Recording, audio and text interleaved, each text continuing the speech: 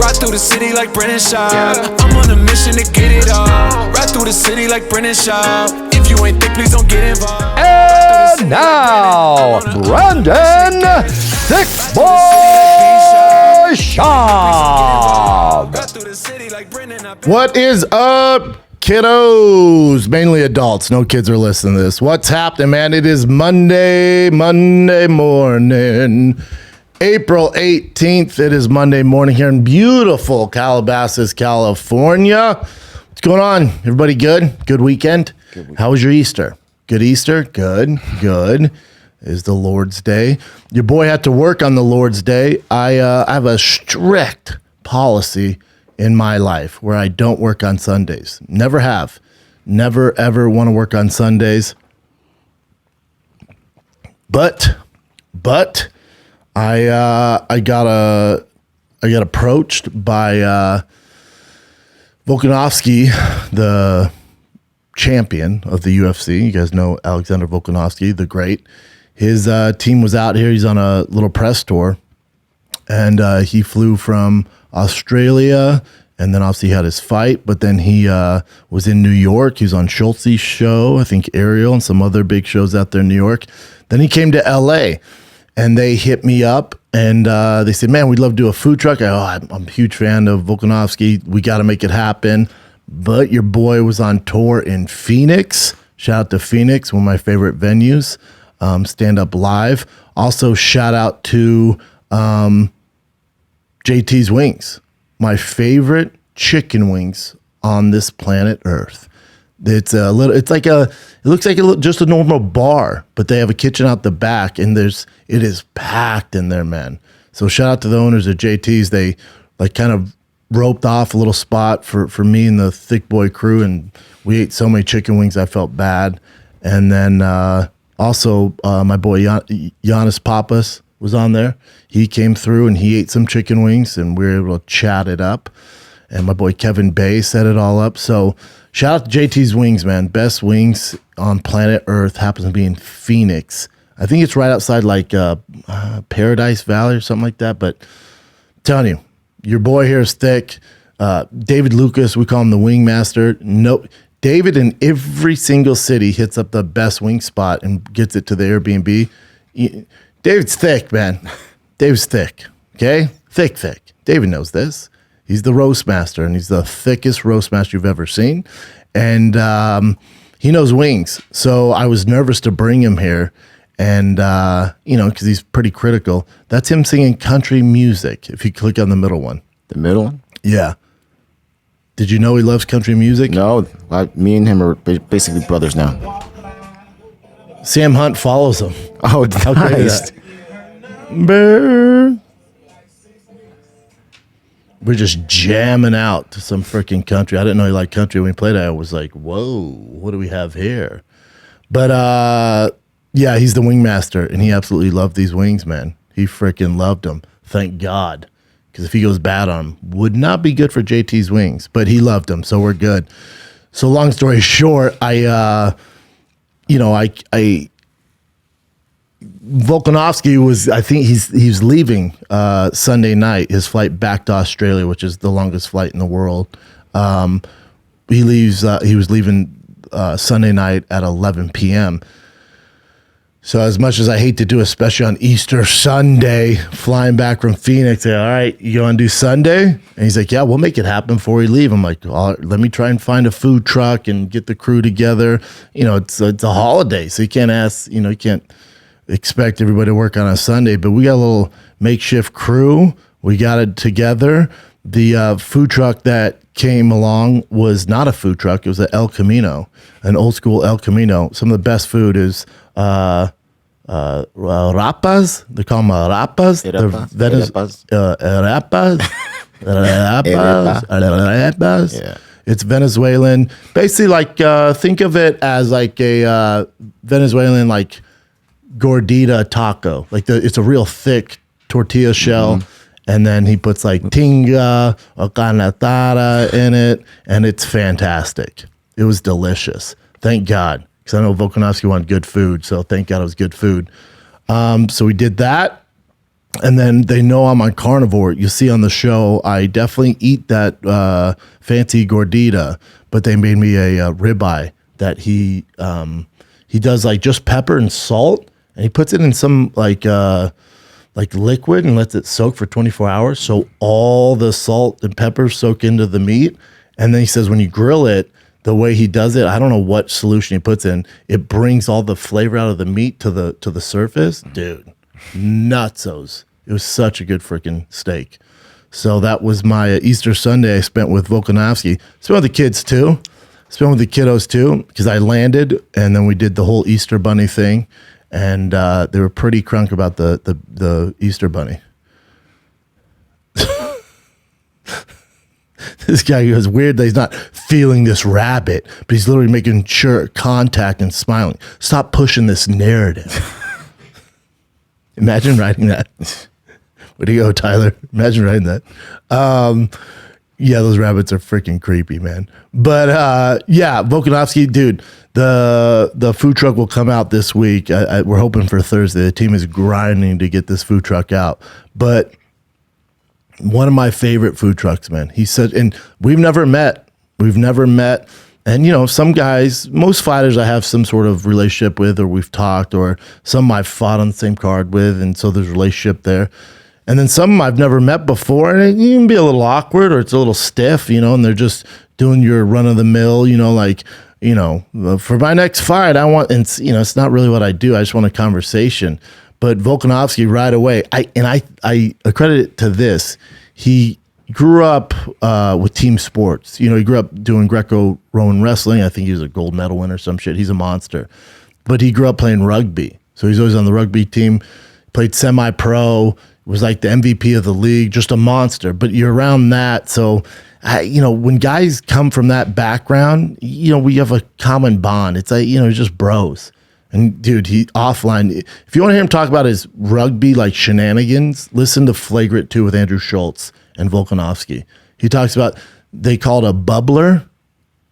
Now, we all know that when bros get together, they get wild. Especially, you know, the most wild I've ever heard of, stories that I've heard of and personally know, would be NHL hockey players. Nobody's more wild than NHL hockey players when they get together. Them boys are wild. MLB can be a little wild, but, you know, a lot of them are a little subdued. NFL, sure, you have some of them. UFC, not, I mean, yeah, but it's also, it's not a team sport. Nobody gets more wild than Australian rugby players at a high level. You'll hear it on Schultz's show. We talk about it a little, I reference it a little bit, you know, because Schultz already did it, so I don't want to dive too much into it, but they call it a bubbler. What a bubbler is when you pee into your own mouth. Yeah, they do it like all the time. They do a shoey where you just piss in the shoe and somebody else drinks it. There's no way. I'm telling you, you kept calling it a bubbler. That's so freaky. We wrapped the show. I don't think we're filming this. I go, and that's a wrap for the bubbler boys. They're like, hey, yeah, they get wild, man. Damn. But yeah, he was fucking good. And you hear, you know, I talked to him. You know, I tell him he was the original thick boy because he used to be 240 pounds. And he's like, dude, I wasn't 240. He goes, I think you and Rogan started that rumor. You guys brought me up. And he's like, and then the internet just ran with us, 240. He's like, I wasn't 240, I was 214. I was like, still, what are you, 5'5", 5'4", I know. 215? Or 214 to be exact? That's nutsos, dude. So, and he was like, yeah, but for rugby, that was impossible to tackle. He's like a little armadillo, just fucking run down the field. Like a baby rhino with the ball in his mouth. Good luck tackling that kid. But yeah, he's great, man. His manager, Ash, you know, I deal with managers and agents all the time in this line of work. Oh, man, spring is almost here. The sun is popping out here in L.A., and when that sun's popping, I worry about my lawn, man. Listen, as a dad, I've never been more invested in my lawn. There's nothing like flexing on your neighbors when you got a green lawn, dude. When you have the best lawn in the neighborhood, them other dads are jealous, man. They're jealous. But I'm gonna let you on a little secret right now. Everyone's like, dude, how's your lawn so green? How the fikes is popping like Jumanji right now? What are we doing here? You know what? You know what my secret is? It's Sunday. Yep.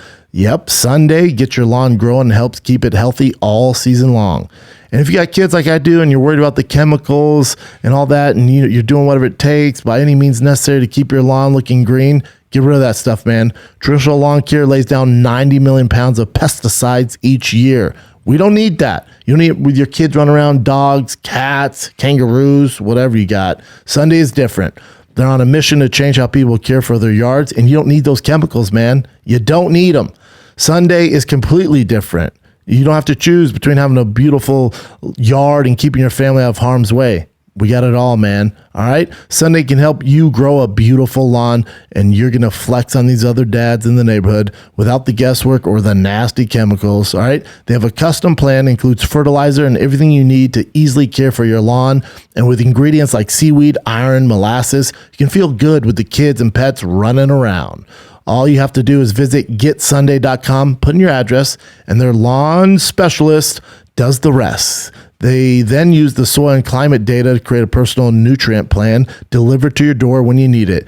And this is what's best about them. You just attach the ready-to-use pouch to the garden hose and spray away. It takes 15 minutes. It's relaxing. I enjoy doing it because I know my lawn's going to be popping, daddy. Best of all, this stuff actually works. Take it from a boy here. I got the best lawn in my zip code, thanks to Sunday. All right. And Sunday is offering you dads out there 20% off. Full season plans start at just 129 buckaroos. It's a great deal. You get 20% off at checkout when you visit getsunday.com/Schaub. That's getsunday.com/Schaub, Schaub. That's 20% off your custom plan at getsunday.com/Schaub. Good luck out there with your lawns, daddies. If there's one thing every fighter knows is that you're never going to step into the ring unless you're 100% prepared, man. You always got to watch out for that sucker punch. Listen, the same applies with investing. Yeah, that's right. You can get sucker punched, man.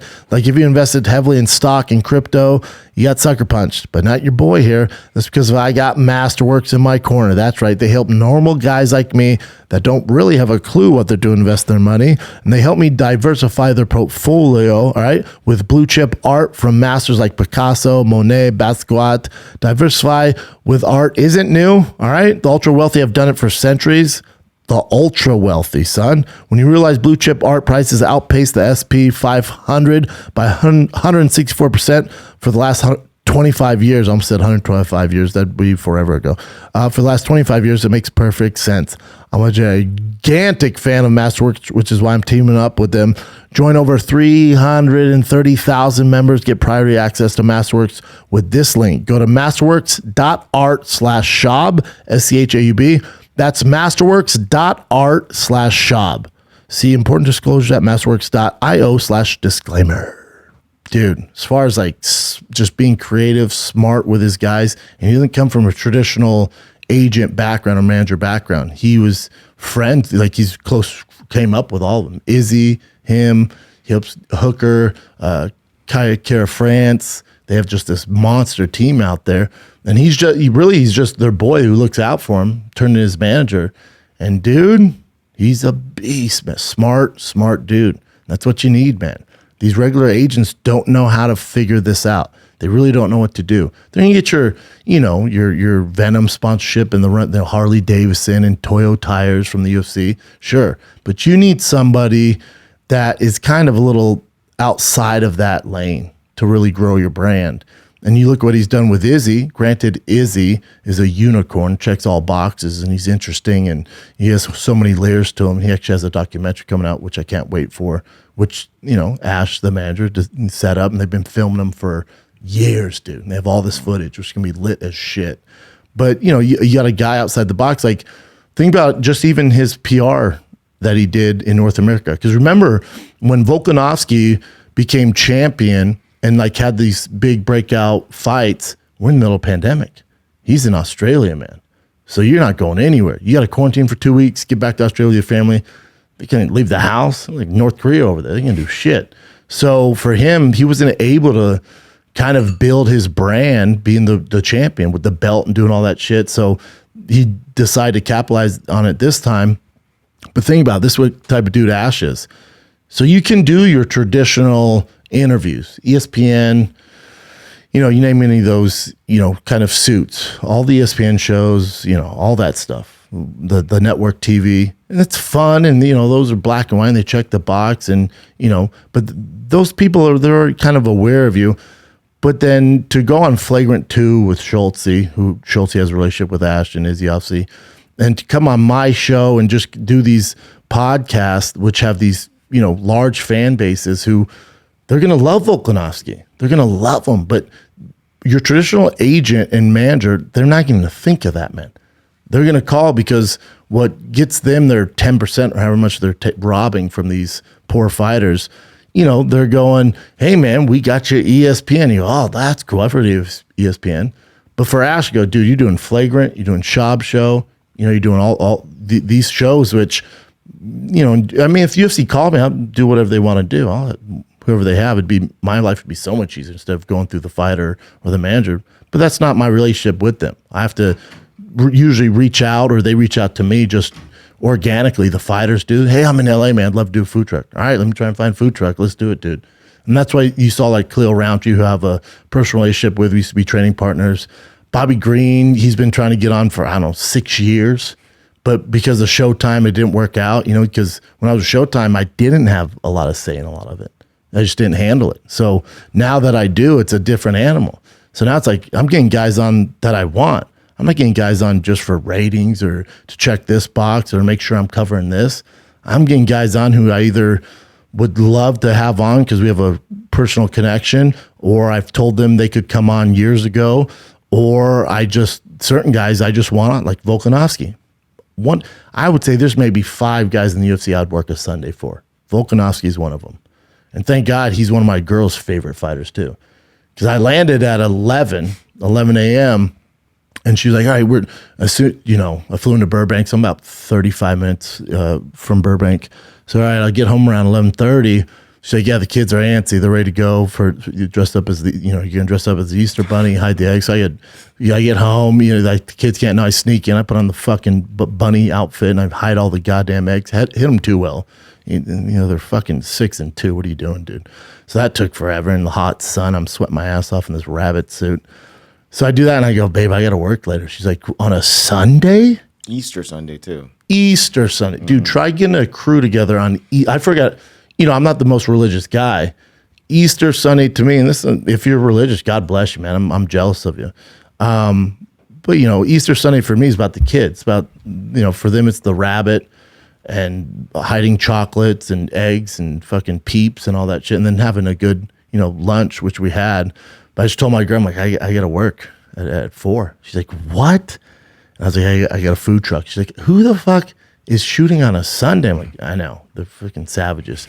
I said, but it is Volkanovski. She goes, ooh, do you want me to make him a plate? I'm like, God damn, girl. Put your tits away. You know what I'm saying? He lives in Australia. Good luck. But, yeah, it'll drop this week. It's one of my favorite ones. His whole crew's good, man. The whole crew. They had, they got Hooker out there. They got, that kind of, and they all, not that they all train together. You got Tyson Pedro and Tai Tuivasa and Hooker and Izzy and Kai Kara France, who's, I think is going to get a title shot. And they're just these monsters, man. And you look at, the doors that Izzy has opened for everyone. It's just nuts, man. And there's so many layers to Izzy. And see, I bring it up to Volkanovski. I feel like him and Izzy are kind of in the same lane as far as they both want to be really active, but in their divisions, at middleweight and 145, so 185 and 45, they've kind of beat the who's who. So we're waiting for this kind of new blood to come along or somebody to go on a streak, and they got to wait for that. So they're kind of at the mercy of the division. And for Volkanovski, there's obviously, I think, and you'll see it on Food Truck, so I'm not going to get too into it, but I think he has, 4 options that he can roll with. And you also see, I talked to him about lightweight. So on the Fight Companion, Brian goes, I'd like to see him go to lightweight. And I light Brian up. I just light him up. And I apologize to Brian and Food Truck, and I apologize to Volkanovski. But I told Volkanovski because, he was aware of it. And I just said, he fought at lightweight, welterweight, and even middleweight. But remember, he used to be a bigger guy. And he cut all this weight. Now he's, the number 2 pound for pound guy in the world. So obviously he's making the right decisions. But when he fought at lightweight or welterweight and middleweight, it wasn't in the UFC. So I don't care. That's why I told him, I said, it's no disrespect. I'm sure those leagues were great and, good opponents, but it's not the UFC. And lightweight in the UFC is the hardest division in the world. So for you to go from what you're doing now to there, to me, seems like a big jump. And I said, but I will say this, you're bigger than I thought. I'll give you that. You're bigger than I thought. His hands are way bigger than mine. His dick must be massive, dude. Must be like a fucking Molson's fucking beer can, dude. It's just this giant dick, too. I'm sure. I don't know for a fact. But I'm sure bubbler's easy for him to do, is all I'm saying. But his hands are thick, dude. Yeah. Like a fucking kangaroo on HGH. It's fucking, his hands are huge. And he's talking, I'm just staring at his hands like, God damn. So he was like, no, I hear the argument. He's like, and that's fair because it's not the UFC. He's like, in lightweight, is a stretch of UFC. And when guys go up, he goes, I see the concern. He goes, but you got to realize, even at 45, I'm always the shorter guy. But he goes, but I'm always the strongest guy. He goes, in my training camps, I don't really train with lightweights and below. Never. I don't train with any lightweights. I train with all lightweight. He doesn't train with any other 45ers. Definitely not 35ers. Sure as fuck not 125ers. His entire camp consists of 55 and up. He only goes with 55ers, 70s, 85ers, and even light heavyweights. And he goes, we do wall work, we do wrestling. And he said, it's because of my strength and power I can only get to work with them. And he goes, and I'm not, throwing any shade on those guys, but I definitely carry my own with those higher weights. And he goes, and I think one of the reasons why I have the strength and I'm built like this is because I did used to be 214 pounds. So my bone structure and the tendons and my muscle is stronger than almost everybody. Well, let's be honest. I'll say it for him. He's the strongest at 145. So he's like, so for lightweight, for me, I think people always talk about, the strength different and the power difference. It's not going to be a problem for me. He's like, I could easily do it, man. I said, yeah, but the other variable you're leaving out is a size difference. And I said, your boy Izzy learned that. Unfortunately, I wanted to beat freaking Jon so bad, dude, to get to the Jon Jones fight. That'd been great for everybody involved. Me, as far as this show, the UFC, Jon Jones, Izzy, had been one of the greatest stories to ever fucking happen in sports, period. But it didn't work out. He shot for the moon, landed on the stars, still dominated at middleweight, and doesn't have any really opponents there. Cannonier's gonna be a great fight. Cannonier's tough as shit. He's fight heavyweight, so that's an interesting fight for sure. But outside that, there's not a lot going on there. That's why they're building up that guy who beat him in Glory. He's fighting Sean Strickland, which is a tough fucking fight for him. But if he gets past that, he still would have to get past a Whitaker or a Vittori or some of these monsters that are 1 through 5. Just because you beat Strickland, I don't think they're just catapult him to a title shot. I don't think it works like that. So, and I think Strickland is an underdog in that, which I'm surprised by. I'm very surprised by that. I think I'm right on that, Jin. But yeah, I do think Strickland's a dog in that, which is surprising to me. I think Strickland wins that fight. It's not that I'm not a fan of that guy. I just think it's a lot. But the point is he was saying, well, I know you talk about size. Oh, so he's a minus 175. Close. Oh, well, why say minus 70 there now? Let's go to, I don't know if DraftKings has. Oh, look, it says, so on March 29th, Strickland opened up as a slight underdog, plus 150. There you go. Against a minus 175 for Piera. Yeah. That's flipped a little bit. It's almost even, but I don't see it. So now Pierre's a plus 150. Strickland opens at a plus 150 betting underdog according to Best Fight Odds. Strickland opens as a plus 150 betting underdog according to DraftKings against a minus 175 Piera, which is surprising to me. Just the amount of work that Strickland does, and he's a wild boy, wild card. Tough to not bank on him getting that win there. But the point is Volkanovski was like, I don't think size is going to be an issue for me. I said, sure, you want to fight at, lightweight? And he went through some of the guys. And I think he said what makes the most sense for him is Conor at 55. Because he's beat all the legends at 45. He wants to be the king of 45. And I was like, Conor's never making 45. He's like, I know. So I'll meet him at lightweight if he'll do it. So I'll meet him at 55, which is a great fucking fight. For Conor, that's a no-brainer. You're fighting the champ at 45, at 55. You know, Conor's a problem at 55. I know he hasn't got a ton of wins there, but he's still a fucking monster, you know. Remember when he was a double champ, 45, 55, when he beat Eddie Alvarez. So I think 55 is by far the best weight class for Conor McGregor. If you're a Conor fan, you're foaming at the dick. Your Irish dick is foaming right now. Conor at 55 is a beast. 70 is a little dicey. You know, he's big right now, but I think 55 would be a good home for him. So him versus Volkanovski would be an insane fight. Because he goes, I'm going to ask you what's the biggest fight I could do at lightweight. I went, Conor McGregor, easily, all day. There's history there with you guys at 45. You know, he's not cutting to 45, so you can still get him at 55. It's your first fight at 55. That's going to sell the most tickets. Outside that, Max Holloway, a trilogy with Max Holloway at 45. And then there's also Henry Cejudo out there. He made a good point, though. I'll shut up about the food truck after this. But he made a good point. He goes, I don't take Cejudo serious. Not that he's not a great fighter, but when he was asking for the fight when Korean Zombie stepped up and he was giving me shit for taking Korean Zombie, he goes, remember, he was like, I'll do it. Remember, he's not in the USADA testing pool at the time. You got to be in for 6 months. So that wasn't even an option. He's like, so that's all clout and shit talk. And I get he's doing it for the brand and to build his profile. He's like, but I can't even entertain it. He's not even a viable option. It's not happening. He's not in the testing pool. I was like, yeah, makes sense. So we'll see, man. We'll see. But yeah, you guys enjoy that food truck. If I had to bet, I would imagine it comes out Thursday.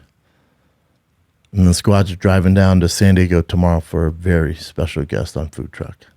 So we'll see, man. But shout out to Volkanovski, Ash, his whole team, man. You guys are fucking great. Keep crushing it. You had some fights this weekend. You know, like I told you, the card wasn't going to blow your freaking hair back. But you did have an important fight in the welterweight division on Ufc Fight Night on Saturday. Belal Muhammed versus Vicente Luque. Luque's my boy. I love Muhammad too. He's a great commentator, good podcaster, just all around smart dude. Fucking hell of a fighter, man. Because if you remember, this is a rematch. Vicente Luque knocked him out in Madison Square Garden the first time. So they've both been on this win streak. And I think the UFC is like, all right, one of these guys has to take the other out. We got to figure this out. So they made him fight. I thought, and Luque was the favorite, and I thought that was, you know, pretty appropriate. And Muhammad ended up beating him, kind of, you know, handling him. You know, the judges, I think, got it right, 49-46, 48-47. I didn't see that, you know, but 49-46 makes sense for me there. So Muhammad throws his freaking, he has a big old head, man, head like a Rottweiler. As a welterweight, he has that Pitbull head. So he throws his big head into the pool to get the next shot at Kamaru Usman. You know, I don't know if that's next for him. I think there's some other stuff going on with Usman. He wants to fight in July. So we'll see what happens there. And he has to get through Leon Edwards. I don't think Muhammad's going to wait. I also don't think the UFC guaranteed him a title shot. So we'll see what happens. But huge win for Muhammad, huge for the division. And, you know, the queue for the welterweight shot gets a little more clear now that Muhammad took out Vicente Luque. Because there was argument Luque versus Kamaru Usman. That, you know, he was on food truck, and that's the fight that he wanted, or he wanted a Nate Diaz. But now that he's lost to Muhammad, he kind of takes a step back there. So it's pretty clear, man. They have Hamzat at 3 now. Gilbert at 4. That makes sense. Luque was at 5, so Muhammad would jump up to 5. I mean, Muhammad Burns is a fantastic fight. It'd be a great fight. So we'll see. And if Hamzat wants to stay active, if they can't figure out the Colby Covington, because I think Colby, he wants to be paid the same as Masvidal because he's renegotiating his contract. So I told you guys, you know, don't jump to conclusions yet. I know Dana goes, yeah, Colby versus Hamzat, if he were to beat Gilbert Burns on ABC, all for it. Take my money, even though I don't have to pay for it. Take my money. But the caveat there is Colby Covington wants to be paid the same as Masvidal. He doesn't think he should be paid less. You know, he beat him. He beat him. And I do think Colby deserves that. So they got to figure that out. And I don't know if they're going to figure that out in time for that ABC card, which I don't know when that is. But, you know, going back to Kamaru Usman, you know, again, but if Hamzat wants to stay active, Muhammad's not a bad option. He's right there. I'm not mad at that. UFC on ABC. 2020. They have a schedule. June 18th. June 18th. Boy, they better get going with Colby's contract. I'm sure they're trying to figure out right now. They're calling it Fight Night, huh? Dude, Colby versus Hamzat on that would be mind-blowing. You might see Hamzat versus Muhammad on there, though, too. Depending on how long Muhammad gets suspended for. That'd be interesting. Really interesting. But that ABC's all good. That's in June. But July 2nd, you have the big pay-per-view. The UFC always goes balls out for the summer July 2nd card. They have the UFC Expo. You know, COVID has shut that down, but now it's back. So if UFCs can go all out on that July 2nd card. Yeah, there it is. UFC 276. And I've been telling you guys for quite some time that they're going to do Jon Jones Stipe. Well, guess what? Jon Jones and Stipe both have contracts for July 2nd. Whoa. Holler at your boy. The number one fight I want to see in the UFC could potentially be going down. I think Jon has signed, and they're just waiting on Stipe. Interesting. Stipe's put on, I was talking to DC, he said Stipe put on weight. He's put on like 15 pounds of solid muscle. He's ready to go. Stipe, Jon Jones, July 2nd. What? For the summer card, Daddy? We're all getting tan? What? Dude, a nice cold blue moon and a Jon Jones Stipe fight by the pool?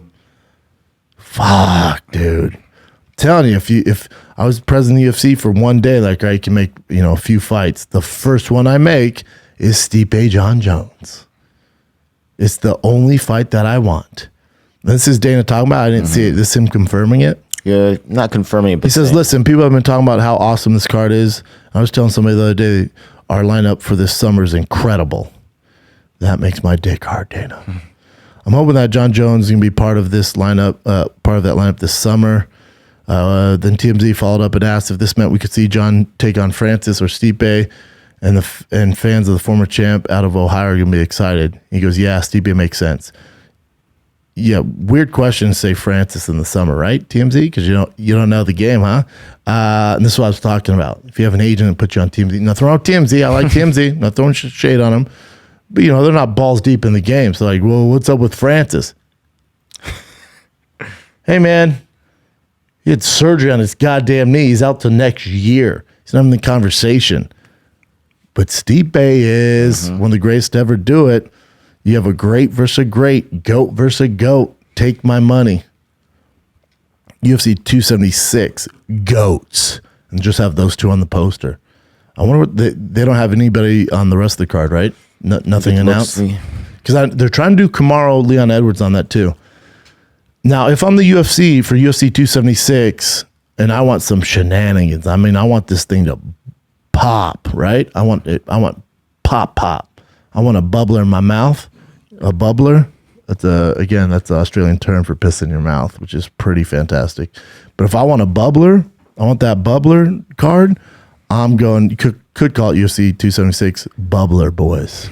But what I would do for a bubbler of an event is I'd put Izzy on there against Cannonier in the co-main event. And you're going to have nonstop sound bites because John and Izzy have to be around each other during press. And that just builds that drum up even more.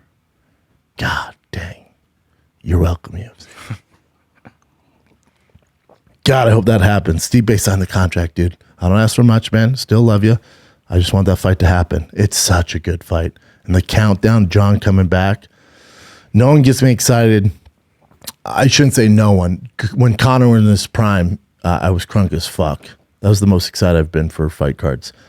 Close second is Jon Jones. Not when he was at light heavyweight, like just kind of coasting it and beating these young lions.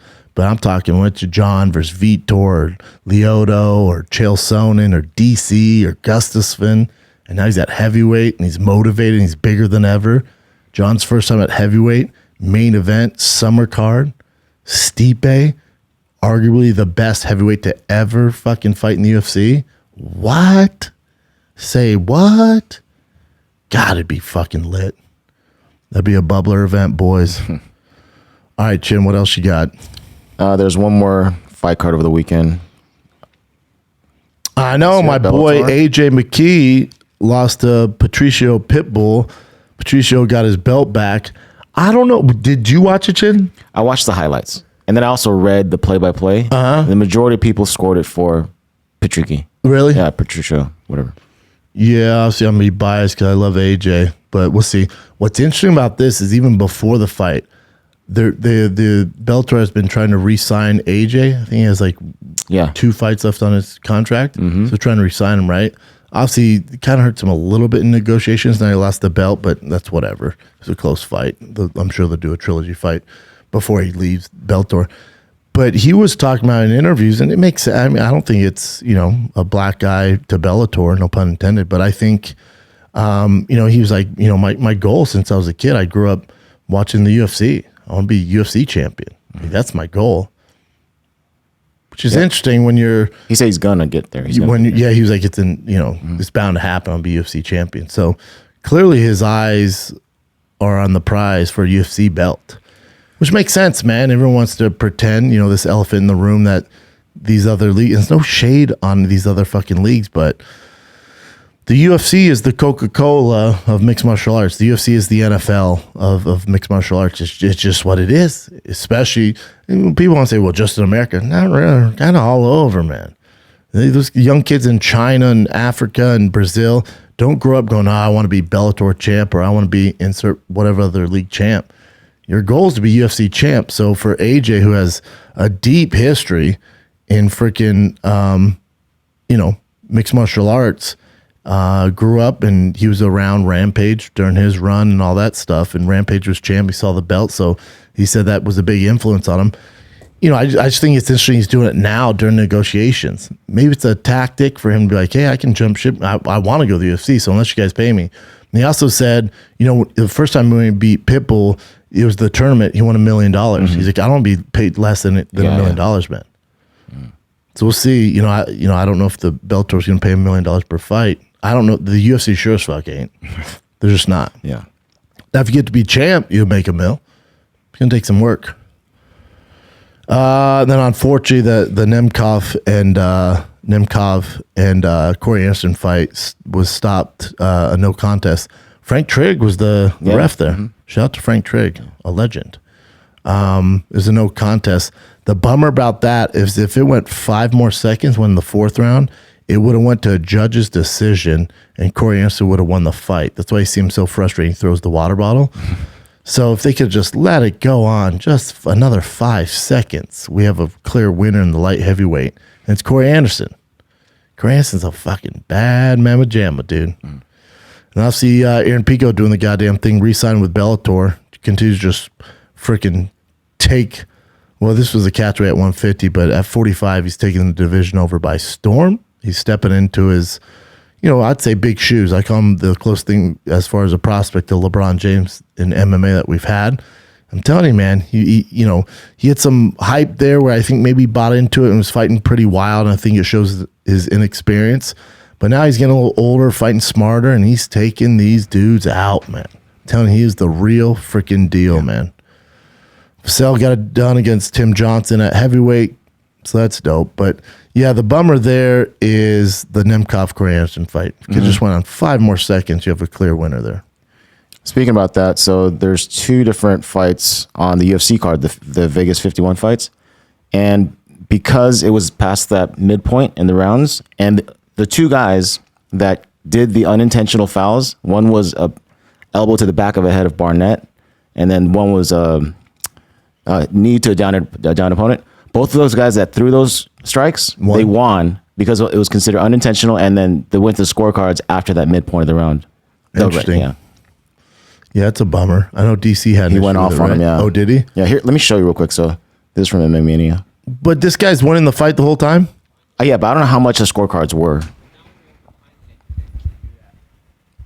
That's direct. And people are saying these are intentional. They're not unintentional. So if they're intentional, they would just stop the fight and the other guy would win or it'd be no contest. Well, go back to that elbow, Chin. It's tough because if you touch the ear, it's definitely behind the head. Let me see that again. Yep. Didn't touch the ear. That's definitely illegal. All right. Yeah. So he won the fight. He won the fight. And Okay. this one's a crazier one. Yep, that's down. His knee was not on the ground, but his hand certainly was. You'll see here. He's coming up. It's a bad knee too. Yeah, that's down. Yep. Oof. Yeah, and they both won their fights. So it's just, it feels really, really weird. Yeah, it's tough, man.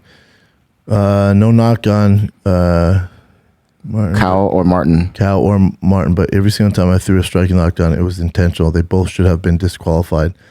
So win 2 rounds, throw an intentional illegal strike, and then hope the guys can't continue so that y'all go to the judges right then. Shit, you don't run the risk of losing. Yeah, if you're up 2, Like slightly up. and the like, guy's kind of, making a comeback, just throwing an illegal strike.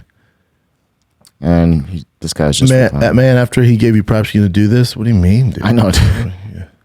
And I don't know then- why he even entertains this. Disagree, DC. Cal was dominant that fight before he got stopped. He deserved to win, in my opinion. and So was Peter Yan, fight one, correct? Yeah, it's a problem in our scoring system in the judging there. I mean, just because you're up on the scorecards, let's say 2 rounds and you're going at third, you throw an illegal strike. It should just be a no contest DQ, no matter what. Yeah. No matter what. Mm-hmm. That's not the rules. So what do you want? What are you gonna do? Yeah, because this leaves an They opening make for the people. rules. This leaves an opening for people, like you said, like, hey, I'm winning 2 rounds, losing a little bit on the last half of it, throw an unintentional strike. But you throw an unintentional strike, you're assuming the guy can't go on. Yeah. It'd be tough to pull off. Yeah. I see where it opens up Pandora's box there, but it'd be tough. Tough to pull off. To exactly land it so the guy can't go on. It'd have to be really bad. All right, so this was pretty crazy. Andrew Ruiz Jr. and Tyrone Spong, they're going to be boxing at Triller. That's a terrible fight for Spong. Did I don't know he how just he lose? do this. No, I thought he lost 2 for some reason, but he won his last boxing match. So No. look at here. This is wiki. But I feel like he did. Maybe it was an exhibition or something. No, because he fought homeboy, the Russian cat, Pulev. Oh shit! Remember? So it must have been exhibition. That's why I fucked saw up. his record. Yeah, Are we just off on this? I could have sworn I had this I thought recollection and getting I was like, destroyed. it's a bad idea. Oh wait, that was Frank Mir, right? Was it Frank Mir Pulev? Just type in Pulev. Let's see his record. Damn it! Hold up. Because Spong lost to Karatanov, right? Yeah, but not boxing. Are we just off on this? Let's see. I think because the whole exhibition stuff, it gets tricky. So Pulev lost to Joshua. It's a good one for Joshua. Let me type in Frank Mir real quick. Because I remember somebody fought, in MMA fought a monster and just got dealt with. Mm-hmm. Nope, Stephen I know, it's Cunningham. Steve Cunningham. Damn, who the hell did he fight? So someone's supposed to fight Pulev, right? Yes. So maybe And it was a Spong terrible was idea. supposed to. Was it JDS? Yes, that's who it was. That's supposed to fight Pulev. But you and me, for some reason, remember Tyrone Spong losing a boxing match to some 100%. professional boxer. Yeah, that's what I thought. Because I too. remember being like, that's a terrible idea for Spong.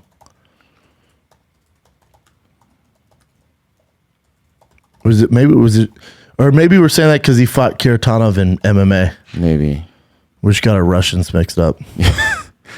that must be it then. Yeah, because Karatanov, it's a bad matchup for Spong. Maybe that's what we're thinking of. Yeah. Okay, Yeah. but either way, Either way. Yeah, so he lost to He's- Karatanov. so he's fighting God, it's a tough Andrew fight for Ruiz Spong. Jr. Ruiz is a monster in boxing. Yeah. So July 16th. Does Spong have the power to take out fucking Ruiz? I mean, Ruiz is so skilled compared to Spong. Spong just started really. Ruiz's boxing. hands are fast too, man. Yeah, powerful too. All right. Let's start with this one first. Oh, this is a quick one. So Cesar Gracie said that Nick Diaz is likely to compete by the end of this year. Interesting. Because remember, there was all that talk that he didn't really want to do it. He had to do it. Yeah. And now he's going to fight again. And then I heard And he didn't look, he looked great for taking that long of a time off, but he wasn't in shape or anything, but yeah. But yeah, fight by the end of the year. interesting. I mean, I'm never mad when Nick fights or Nate. Hopefully they get Nate a fight too. I know Nate was kind of advocating that he wants to fight on the Bellator Hawaii card. Yeah. But, with his boy Yancey. it doesn't matter.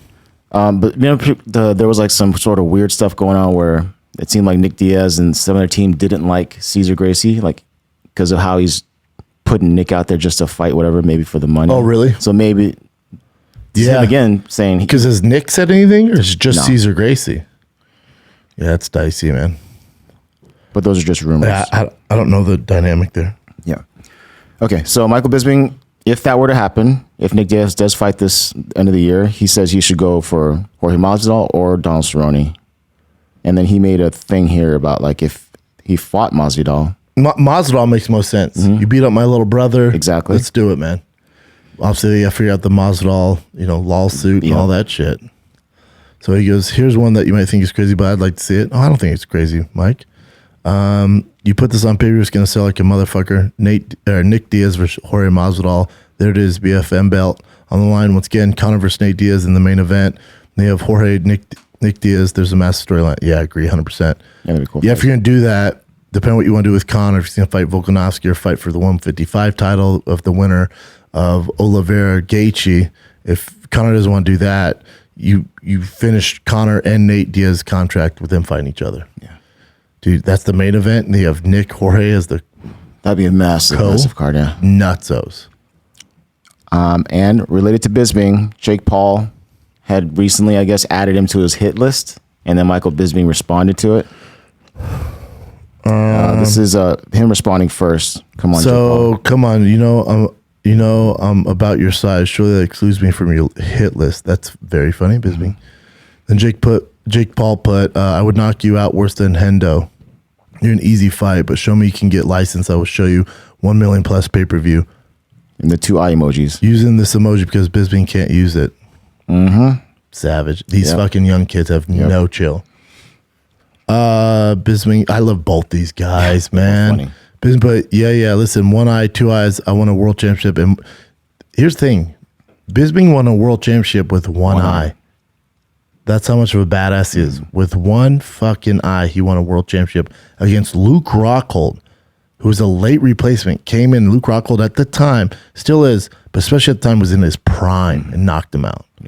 Bisping put, listen, 1 eye, 2 eyes, I won a world championship. And more importantly, the respect of the fight community. Sadly, little Jakey, that's 2 things you'll never do, ever. Let that sink in. Dear Bisping, I challenge you to stop hosting your struggling podcast, Savage. I'm telling you, these young kids have no chill, dude. I mean, also struggling podcast. I mean, I guess compared to the Paul brothers or the Nelk boys and shit. Yeah. But you got to realize it's different. So I think a lot of times people confuse how well a podcast does based off because there's been this kind of push or narrative that the YouTube numbers are what decides a successful podcast. I can't emphasize this enough for people out there who think that. And your boy's a podcast connoisseur, podcast businessman. The views that you see on YouTube, the videos, I'm sure for the Nelk boys and Logan Paul and stuff, because they're from the YouTube world and, Mr. Beast or whatever, they're making money on that. Don't get me wrong, they're making all the money. More money than me, Bisping, all this stuff. But when it comes to the podcast world, nothing is more important than audio numbers. Audio is king. People consume a podcast on the audio side 50 times more than the video. So whatever you see, if you're going to base a show success based off video, now if it's only on video, sure, judge it based off that. But if it's audio and video, there's a reason why it's on audio. These podcasts that that you've seen recently get these crazy deals, Rogan's, which they have video on there, but Rogan was much bigger on audio than he was video on YouTube. And then Call Her Daddy, much bigger on audio than she was video. That's why she got 60 million. And also Armchair Expert with Dak Shepard, he didn't have video, just audio. Yeah, the biggest podcasts, like even Serial. Serial's like one of the biggest. It's only audio. Audio is king. That's it. Audio is king. So here's some putting game on you guys as the podcast game goes. And I tell this to these young kids all the time, coming like, I want to do this video. I get it. Nothing is more important if you want to make money on a podcast than your audio. Your audio is fucking everything. Now, the video complements that and adds value, and you get a bigger CPM when you have both. But your CPM, based off how much you get paid per read, is based off your audio and video. Well, they'll mix them now, they combine them. But if your audio is, say, half of your video, you're going to make less money. That's the way the podcast game works. So definitely don't judge a book based off of their YouTube views. It's just the game doesn't work like that. But again, to Jake Paul, yeah, I mean, 99% of podcasts out there are struggling compared to anything he posts. You know, he's just a fucking YouTube monster. Yeah. I put, Dear Bisping, I try to stop hosting a struggling podcast, get licensed to fight and box me. Let's see if that UFC belt and all that respect you have can help you beat me in a boxing match. He says, so Bisping's coming at me on Twitter saying I'll never win a championship. I'll never earn the respect of the fight community. He may be right. Now you can't pay your rent or mortgage with championship belt respect. So quite frankly, I don't give a fuck. Funny. When I was crying earlier after he tweeted me, I was sobbing. I started wiping tears away with that $50 million I made fighting last year. These kids, no chill, man. You know, my last fight by round 3 was over. I made more money than he did in his entire career. That's probably a fact too. So I get why he's mad at the new kid on the block. It's whatever. Now, Michael, I'm not the type of person to talk shit without backing it up. So if you can get licensed with your one eye and old ass and all that crazy shit you got going on, I would love to fight you. Let's see if the championship that you won, all the respect you have from the fight community, can really get you through a boxing match with me, because I bet it can't. I will whoop your old ass. Yeah, you know, Bisping is a little older, and I don't know if Bisping's going to entertain that. You know, I love both guys. I love Jake, and Jake was just at the show the other night. I told you guys like he's dead serious about changing the fighter pay, which all the respect in the world to him. Jake does have to be a little careful, you know, because if Bisping did take this serious, you know, Bisping's a different animal with his footwork and his head movement. Like, Bisping was a motherfucker, man. UFC legend, greatest fighter ever come out of Europe that we've had. You know, so especially England, represents England. So. You know, Bisping is savage. I just don't know where Bisping's at physically. If he wants to do it, his eye, if he can get commission, he clearly can. You know, he probably could somewhere. Florida, I'm sure, would do it. You know, Saudi Arabia, some of those Middle East countries would do it. He could definitely make it happen if Bisping truly wants this fight. If you know, Bisping's doing fine financially. You know, with his pods that he's doing, his shows that he's doing, his BTS show, you know, and then obviously he's a commentator for the UFC. So Bisping's not struggling. Now, is he making Jake Paul $40 million? No, God, no. So it could be a really big payday, but I would be willing to bet it would take a lot more than guarantee him $1 million to fight him to get Bisping out of bed to do this. A lot more, Jake, you know? Bisping's one of those few smart guys who parlayed his fight career into something much bigger. Yeah. I bet he makes more money now than he does fighting. Yeah, especially commentating too. Yeah, I don't know how much they paying those guys. You know, I have an idea how much Rogan gets, but I have no idea like Anik or DC or Felder or Dominic Cruz. I'm not sure. I don't know what the UFC pays for commentating. I'm not even going to guess. I have no clue. Yeah. But I'm sure Bisping's fine is the point of all this. Yes. And it would take a lot more than $1 million to get him out of bed to fight Jake Paul. Love to see it. It'd be cool. All right. This is Hamzat just posting on his Twitter. This right here, which is actually kind of funny. Jesus Christ. And then he says, let's go. So that's Colby Covington with police people behind him. Colby's on the left with basically SWAT the team. right SWAT police. crew. And then Hamzat's on the right with a wolves. bunch of fucking wolves. That is a fire-ass poster.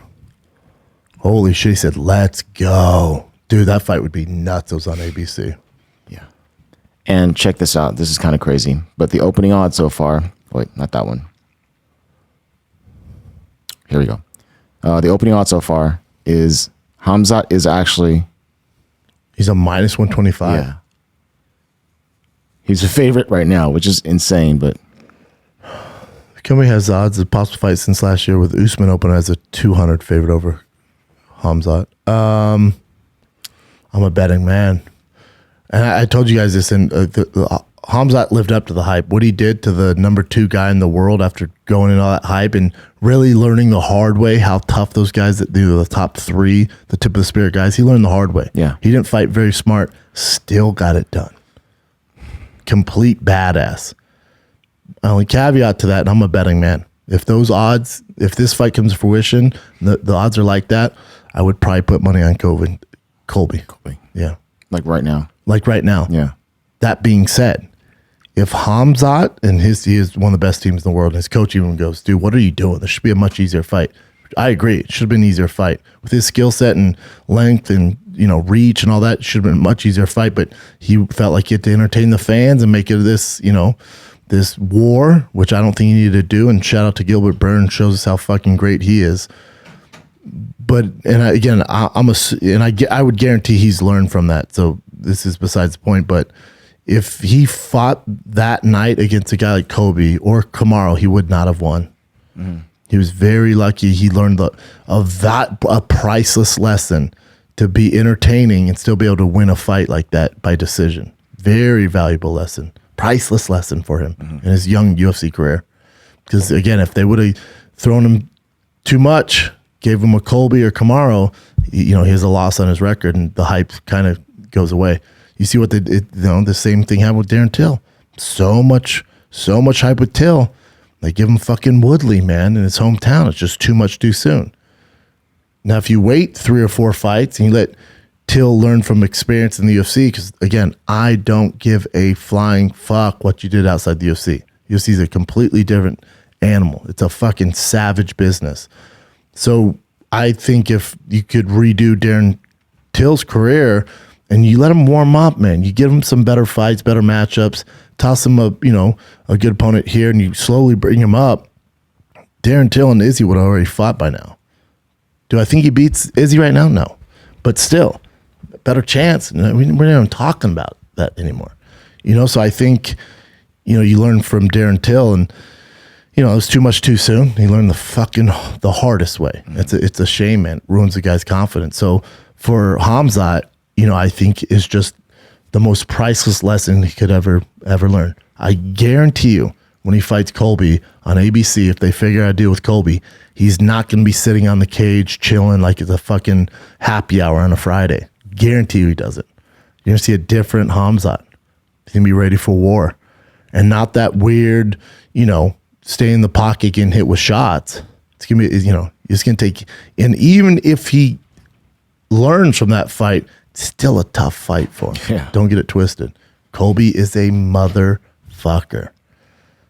I know nobody likes his antics and all that shit, but Colby's the baddest welterweight on the planet, not named Kamaru Usman. It goes Kamaru, Colby, Hamzat. That's how this goes. But I can't wait for that fight. Yeah. I hope it happens. On That ABC poster too. is fucking dope. I know. We kind of expected this, but Marlon Moraes officially retires. What a great fighter, man. Yeah. Great career. Champion, I think, over that World Series of Fighting.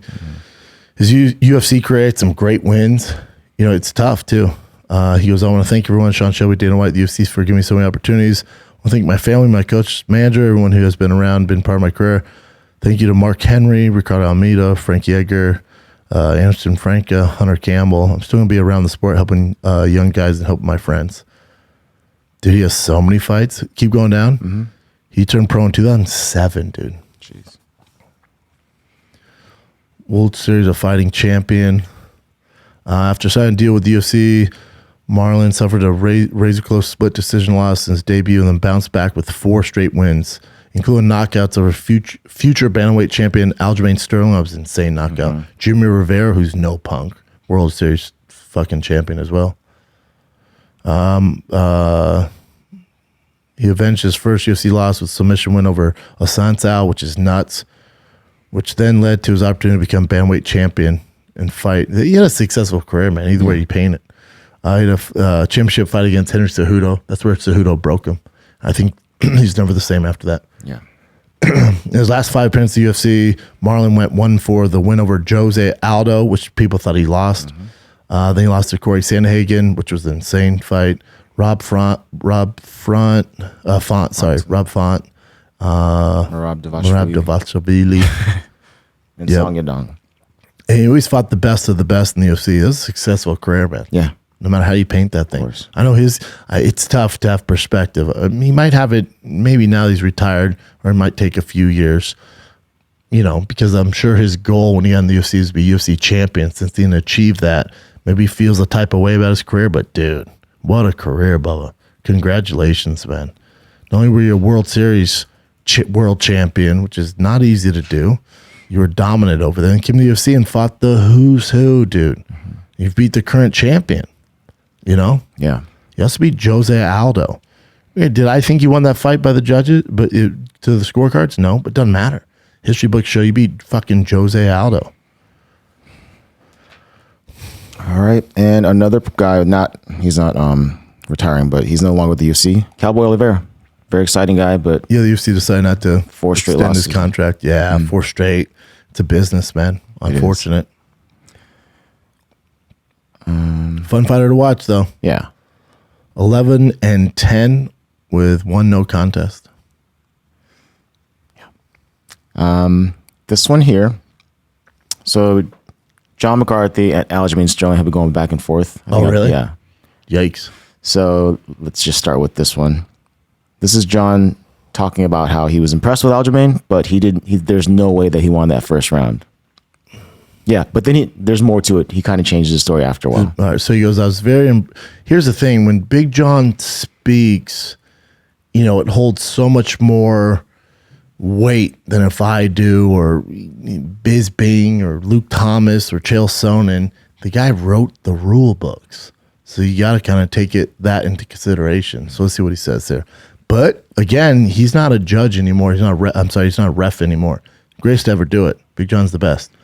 He's retired, right? He does a podcast with Josh Thompson. Great pod called Weighing In. Love those guys. They're some of the best. But remember, too, now John's in this weird lane of entertainment, too. So let's see what he says there. I was very impressed with Aljamain, the way he fought, but there's no way he won that first round. The heavier shots were landed easily by Jan, and I thought it was a smart tactic by Aljamain to stay outside, to move continuously, but he didn't land much. He landed more than Jan, dude. This is just numbers. Literally just the number. I'm not trying to disagree with Big John, because I have no right to do that, but I'm just going off the numbers. He landed a couple of kicks, not real hard. Doesn't matter, dude. Those are still shots landed. He got hit with some heavy shots for a little bit, and right near the end, Jan really started landing some good shots, but didn't land more shots, Big John. There's no way in the world you're going to tell me that Aljo won the first round. Man, no way in the world? He thinks it was that decisive? For now. This is the entertainer, Big John, coming out. But I will say, though, he fought a great fight. Second round being the one, this is the difference. He won the second round huge. Now, he did not damage Jan, so I can see why they all went 10-9 with it, but it was the clearest round of all of them, easily for Aljo. The third round was pretty similar, Bubba. So if you're taking a look at it, the first round close, fourth round, fifth round close, but Peter Yan wins them. Second, third round, easy for Aljamain, so I'm not upset with him winning the fight. I thought he actually fought a very smart fight. He fought well, and if you got to give props, he won the belt the way it's supposed to be won. Aljamain. So this is Aljamain going off on John after that. This is on Ariel's show, too. It's on Ariel? All right. Shout out to Ariel. He put, for people to say there's absolutely no way you could score that round, big, stupid, dang it, Aljamain. Don't disrespect Big John, man. You gotta show respect, Aljamain. There's better ways to do this. You know what the thing is, though, is Aljamain is young, and he's also like, he gets so much shit, man. Yeah, he's that coming Peter off Yan a fight, lot and of then shit. also, and I told you, the headlines are Brendan Schaub rips Dana White apart. No, I didn't. I just don't agree with devaluing your product, your champion, because when you say that, again, it carries so much more weight than Big John, me, Chael, Luke Thomas, Bisping, anybody in the space. It carries so much weight when your own boss, who is in charge of your career, the path that it takes, goes, he didn't win that fight. What? Why would you say that? Nobody's going to consider him the real champ. He went out there and fucking worked his ass off, man. Even if you believe that, you're just, as far as a business move, it just doesn't make sense. Because now he has to fight TJ Dillashaw. And the narrative is, he's not even a real champ. We're not going to buy that. Then it affects your bottom dollar. really ESPN's because you're getting paid no matter what. So I get you can just fly by the seat of your pants, but still, there's no upside to it at all. It makes no sense to me. So here's Aljamain responded to Big John. For people to say there's absolutely no way he could score that round, big stupid John McCarthy, dude, go get a clue. He wrote the rule book, dude. I don't know how this guy was ever the blueprint standard of MMA because this guy sucks. His opinion stinks and it sucks. He just says shit. I think he just wants people to think that he knows what he's talking about. He doesn't know what he's talking about, Aljamain, and I love you, dude, but I think he had an MMA school. I think he had fighters. Which one of them ever did anything? Which one of them did any of them do anything? He should say here. What did his school ever do? Clearly, this guy's so great, right? So what has he ever accomplished? Other than trying to judge people and being completely wrong about the scoring criteria of the fight. If you want to have an opinion, John, but it doesn't mean you're correct. You're not going by the criteria of how you score a fight. Please just be quiet and let the big boys do at a high level something you've never accomplished. And then Josh Thompson went at him. Why didn't Funkmaster have the same energy with Dana White? Said he lost the fight A. Big John, I'll wait. Mm-hmm. Yeah. Well, because that's his boss, right? Yeah. Then some guy put, I have sitting on my couch eating Oreos experience that beats Big John's. Exactly. Just like Funkmaster MMA, I'll make a bet he doesn't know all the rules to MMA. So how is he going to tell someone like Big John he doesn't know what he's talking about? Asking for a friend. Aljamain put, Josh, respectfully, get the fuck out of my nuts. Mm-hmm. You and John can go. These young kids are savages. Yeah. Savages. Get the fuck off my nuts. You and John can go blow each other in the back studio for all I care. You guys constantly dog me for ratings. Piss off already. FTR, what's that thing? For the record, I shit on Dana Spain too. Have a shitty day. And then this guy put, he didn't have to wait long on that one. It was this dude don't stop. Any chance for some clicks? Him and Fatty. Fuck's sakes, dude. Just so disrespectful. This dude don't stop. Any chance for some clicks? Him and Fatty talk shit about me or throw shade. Like, what have you done so great to feel comfortable talking shit about another fighter that are actually doing it? Him of all people should respect that. I should have been checking JM. I don't know what that means. Yeah. I mean, I don't agree with Big John. And then Big John replied, all right, Funkmaster MMA, I see that what I say causes you great distress. The fact that I don't agree on a single round should not affect or impact your life in any way. I said you fought a great fight, and you did. Congrats. Name calling, really? Champions are above that. Agree. By the way, JM means just messing. Gotcha. All right. And then this is John after all this. Big John spoke about Wayne in podcast once again. I wasn't even going to talk about it. I'm being honest when I'm saying this. Aljamain may not like me. I don't care. You can like me, or okay, if you're thinking I have anything against him. I don't. I think he's a great fighter. He's talented. He's fun to watch. Continuing, Big John said, I'll be honest. I went back and watched the first round. That's what I'm saying, dude. You got to go back and watch the first round before you chime in, everybody. And that goes to you, Dana. Out of everybody, you gotta wait to after the press conference. All right, let me check this out. Then maybe the next one, talk about it. So you have a legit educated opinion. Because you sitting cage side at the little shitty screen and whatever you're doing there, that's not going to work for me, dude. You have too much power, man. So he put, I'll be honest, I went back and watched the first round. I'll say this. I say this all the time. Don't sit there and talk to your friends and watch a fight and think you judge it correctly. Correct. That's why when we do the fight companions, it's rare I give my honest opinion. I'm drinking, sucking, fucking vaping. I don't know what I'm doing. Sucking, fucking. So I go back and watch it. I'm bubbling with the boys. I go back and watch it Sunday. Okay, I got to watch it by myself. I wait till the kids go to bed, or I wake up before them and I watch it before I jump on this show and give you an honest opinion. Because otherwise, I'm going to be completely off. And I'm a guy, I don't back down, so then I got to ride with this terrible opinion. Like Dana. You put, I'll be honest, I went back and watched the first round. I say this all the time. Don't sit there and talk to your friends and watch a fight and think you judged it correctly. Because I was talking to my friends and I went back and watched it as a judge. It's razor close. It can go either way. I can understand where someone looks at Aljo and gives him the round. I can see where, yes, Jan won the round. John went on to discuss the fight logistics and judge who scored it fish with. I'm not going to watch a fight with friends anymore. My previous comment was wrong. I learned a lesson. My statement was wrong. I could have gone either way. It was that damn close. If you look at the fight as a whole, I thought Aljamain won. Kitoosh. And that validates your boy's opinion. That's all we need. Suck it. Suck it. All right. Enough of the Good on beef Big stuff. John, though. He's a grown man with experience. He can admit when he's wrong. There's nothing wrong with Yeah, that. I like it when people admit when they're wrong. Me too. Yeah. It's human. That's what we should do. Open-minded, man.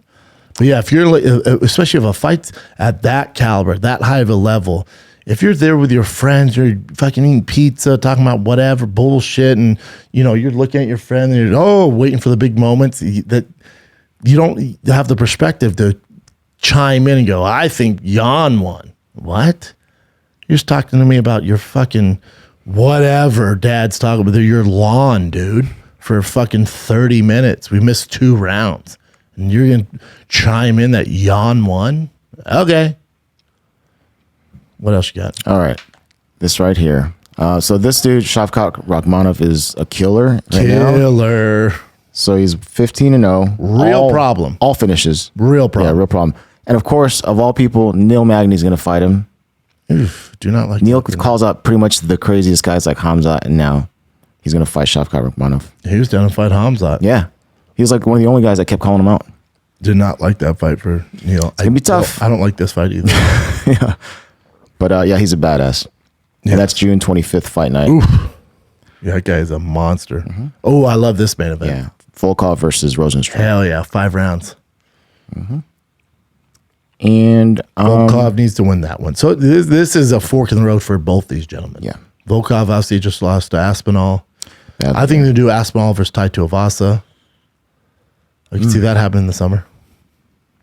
That could be on Stipe Jones card. damn, Big boy. like both those guys too. Yeah, I love both of them. Would be a fun fight.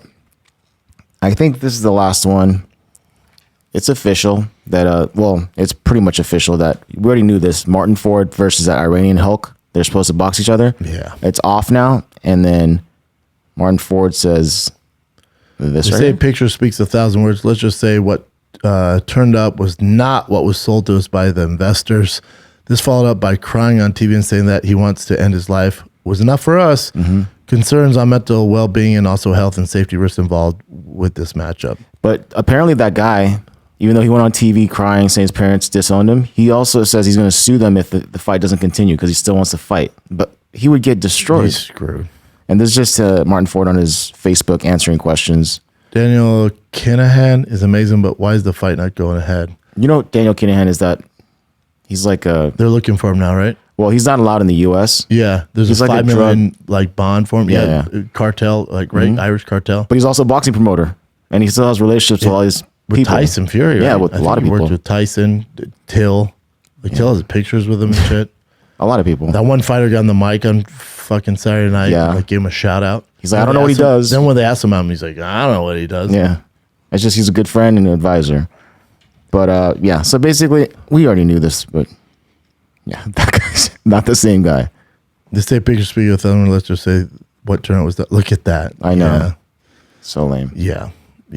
Remember, what was it last week? I was like, hey, Ford, it ain't happening. It ain't dude. happening. I'll tell you that right now. This guy's looking for every way out. That it? That's it for current events. Fun show, man. You have UFC Fight Night this weekend. The UFC they're edging us, man. They're edging us before we get another big event. You got Lemos versus Jessica Andrade. Not mad at that main event. Tanner Bozer, Romanov is fun. Clay Guida's back at it. Macy Barber's always fun. Steve Garcia's cool. Favorite fighter in the card, Tyson Pedro, who's a big favorite over Villanueva. But Pedro's back. He's had some injuries. He's back. He's one of my faves to watch. Wish he was on the main card. Disrespectful, he's not. But either way, you can watch him on the prelims on ESPN Plus. Not a great card. No. And then there's Bellator 2. You know, it's whatever. The best fight of the weekend is in boxing. You had Tyson Fury versus Dillian White. That's a great fucking fight. Yeah. And it's been weird, too, because Dillian White didn't show up to the press conference. He pulled the old Tyson Fury move on him. He doesn't want to, do that. So Tyson Fury is a minus 550 on DraftKings. Dillian White plus 400. Be a tough fight for Dillian White. Yeah. And also, you guys know this, pretty biased. Tyson Fury is my favorite fighter in combat sports. So, suck it. That's it, man. I will have the Tyson Fury fight on in the green room at the Paramount Theater this mother trucking Saturday. It is one show only at the Moon Tower Comedy Festival this Saturday, Paramount Theater. Biggest theater your boys ever done, besides my special at the Spreckles in San Diego. But Paramount Theater is a big one for Austin, so come on out, Austin. Your boy needs you now more than ever. Moon Tower Comedy Festival. Your boy's headlining the Paramount Theater.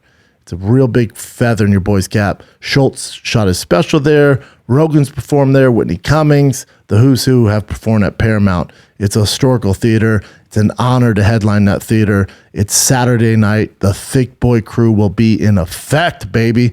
That's this Saturday, Austin, Texas. One show only. Get tickets right now at fatkz.com or thickboy.com. And then Wednesday night, before I head to Austin, Wednesday night, Schaub and Friends. It'd be our 8th or 9th sellout this year. One show only at 8 p.m. at the Hollywood Improv. I have an extremely special guest for you guys, but I can't announce his name. But it's an extremely, to me, he's top 3 GOATs right now doing stand-up comedy. You also got freaking Giannis Papas is on there. You got David Lucas. You got freaking Michael Rappaport, myself. It's going to be a phenomenal show, man. That is one show only at 8 p.m. It will sell out. So if you're listening to this right now, go get your mother trucking tickets, LA. That's Hollywood Improv this Wednesday at 8 p.m. with a hell of a lineup. And then Austin, Texas, Saturday. Then after that, May 5th through the 7th is Charlotte, North Carolina at the Comedy Zone out there. Come get some Charlotte. And then Philly, one of my favorite cities in the world. Philadelphia is May 19th through the 21st at the Helium out there in the Philadelphia area. And then the special drops April 28th on Thick Boy YouTube, man. Been a long time coming. I think you guys can be proud of your boy, man. It's the best. It's the best I can do. How about that? And I've put in some goddamn work to give you 30 minutes of fucking fury, man. It's called The Gringo Poppy, and that will release April 28th on Thick Boy YouTube. I'm taking matters in my own hands, man. You know, I had offers from every major network you can imagine. I met with them, got the offers, thought about it, and said, my team can pull this off. We can do this. You'll see billboards around LA, Austin, New York. You'll see all the sizzle, all that stuff. I think we can do it. You'll see me do the PR tour on all your favorite podcasts. We're going to blow this thing out. So April 28th, big day for your boy, man. I'm super proud of it. Hopefully you guys are too. That's on Thick Boy YouTube, April 28th, man. I can't wait. But Austin, see you this Saturday, Paramount Theater. Love you guys. Thank you for subscribing, liking, watching, whatever you do, man. Oh, we just also dropped the first feature off the Thick Boy album, which also drops April 28th with Little Brows. It's called Standing Ovation with Mike Stud. There's a music video on Thick Boy right now. Little Brows is so goddamn talented. Basically the Suge Knight of the music podcast game. But I'm not all up in the videos, but I am in this video. I had to be because Mike Stud couldn't come to LA, so we had to readjust things, and I had to lip sync for him, and that was a nightmare. I had literally 45 minutes to learn the lyrics, so you'll see me trying to flub those words. So that's fun. But I'm so proud of this album. My only goal with this is for Little Brows to blow up so big that he doesn't have to work anymore, because he's that talented. He's that good of a human being. That's why I support him and do all this, you know, all this collab stuff with him. But on the album, you'll see, dude, you got Chin worked on it. You got Krista Lee on there, Mike Stud, Jelly Roll, Burt Kreischer, Chappelle, Mark Harley's on there. You got a crew, man. Yeah. And there's some bangers. The Thick Boy album is fucking great, man. And that drops April 21st. But the first feature just dropped on iTunes, Spotify, Apple Music, Amazon. It's the song, if you've been to any tour of mine, it's the song I walk out to on stage. So enjoy. It's available right now. Little Brows, Mike Stud, Stand Ovation. But again, Austin, I'll see you this Saturday at Paramount Theater. Come on out for your boy. Tickets at thickboy.com or fatkz.com. That's it, man. Love you guys. Till next time, stay thick, stay safe. I'm out.